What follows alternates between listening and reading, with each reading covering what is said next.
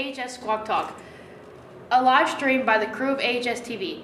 I'm Leah Shane, joined here by, you guys want to say your names? Mr. Edwards. I'm Miss Didiano. Thanks for being here. Okay, so today I'm going to talk to you guys about Mental Health Awareness Month. It's the month, this month, Mental Health Awareness Month. So why is Mental Health Awareness Month important to the community?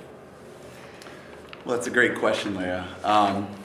Mental Health Awareness Month is important because it helps us as a society acknowledge that our mental health and well-being is an important part of our overall health and how we feel as people.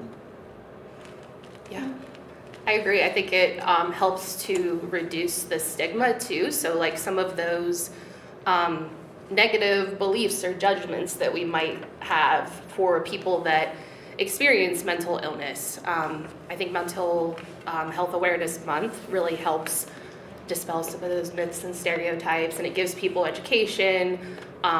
It makes it feel a little bit more normal for them to reach out for help, and like Mr. Edwards said, it really is like a vital part of your overall physical health or health and well-being in general, just like physical health. Mm-hmm. Yeah. What are effective ways to reduce the stigma around mental health? Well, I think that the more that we talk about it and normalize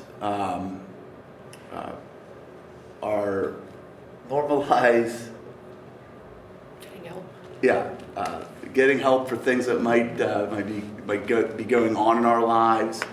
I think that's an important step.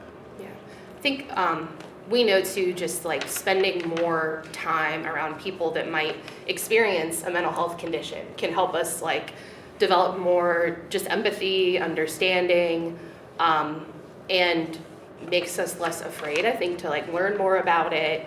And I think just, the Mental Health Awareness Month, it's been around since 1949, which I didn't know that originally, but that's a long time. And there's been, I think, a lot of progress as far as like acceptance goes, but of course there's still a long way to go. So just continuing to like make sure people have access to education and encouraging them to reach out for support. Hopefully it can help reduce the stigma. Mm-hmm.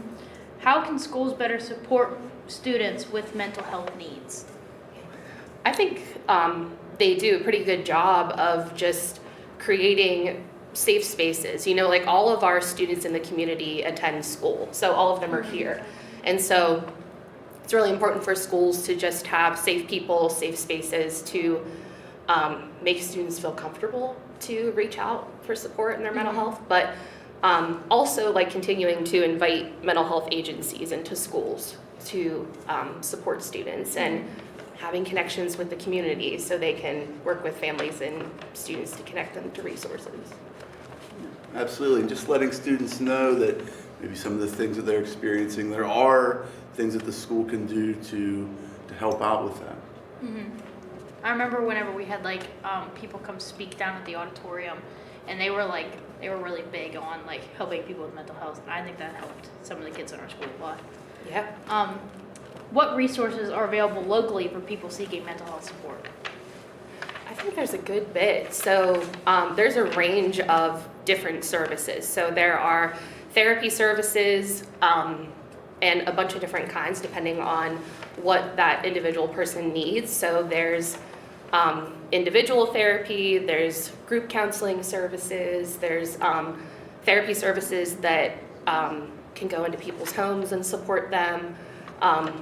If it can sometimes feel like it's confusing to know where to start when you're looking for services, but if you're in a school, like your school counselors or your mental health workers, I'm also confident specifically at Armstrong, like any adult that you bring it up to, they're gonna know who to connect you to. Yeah. What resources does our school have in specific to help with mental health? Like, do we have any certain like programs that people could join to help them? Well, we definitely have the Student Assistance Program here, which is a group of teachers and guidance counselors and principals that can troubleshoot for any student that has been identified or self-identified as maybe struggling academically, behaviorally with their mental health, and try to get them pointed in the right direction. We were talking about how schools and their partnerships with mental health agencies. So our school partners with the Family Counseling Center of Armstrong County to provide mental health services. So like rather than students going to our clinic to receive services, they can have school-based therapy services here in a confidential space for support. So it's nice that Armstrong has us here, and I think that's normal in a lot of schools these days too. Yeah. How has Mental Health Awareness Month impacted your approach to teaching?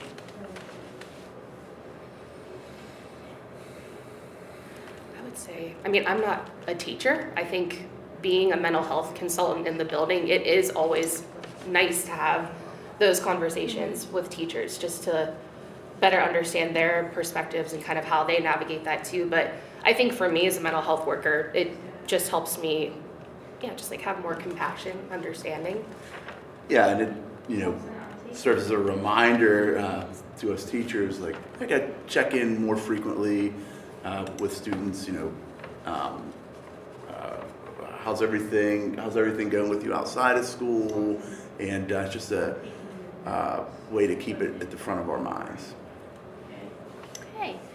Do you think all teachers should have to take like a course to learn better help with like students with mental health issues? Like, do you think there's not precautions, but like precautions that teachers should take to help a student in need? Yeah, we do in-service trainings that let us know what we should be looking out for and how we can help any student that might come to us, or just how we can deal with some of the things that we might be noticing going on. Because it's not always obvious, what someone might be going through. So it just helps us to look out for different things. What challenges do you think teachers face when addressing mental health? Like, do you think there's any certain things that I don't know what I'm trying to say, if I'm being honest. Yeah. But do you think there's like certain things that they face that are more difficult than what a therapist would handle? Well, I think for teachers, we're a lot of times not experts in mental health, but if we notice something or someone comes to us, it's about we know where we can go to get that student pointed in the right direction. Yeah, I think teachers serve such a crucial role in this building and in schools in general. Like, I know I rely on them a lot for sure, and a lot of times we're getting to know and identifying the students that need support because of these guys and teachers in the building who are with you guys every day and know you guys pretty well and can pick up on some of those signs, or like when you guys are maybe seeming a little bit off. But like Mr. Edwards said, I don't think anyone necessarily has to be an expert in it, because there's so many people that they can consult with here to make sure that you guys are getting what you need. How do you guys make yourself open for kids who are scared to ask for help if they are struggling? Well, I think you just try your best to have a good relationship and let everyone know that you have an open door, and if there is something that they need to speak to you about, they can feel open doing that. Yeah, I think, remind me of the question again. How you make yourself open? Yeah, I think it's a balance too, you want to be respectful if the person's maybe not in a place or feeling comfortable or ready to talk about it yet, but at the same time you want to, it's nice to kind of live in the world we are now where you can talk about it a little bit more openly, which can really encourage people to reach out for help. So I think just continuing to put information out there, that way when people are ready, they at least know where to find it, where to go. All right. Well, that's all the time we have for now. Keep squawking, AHS.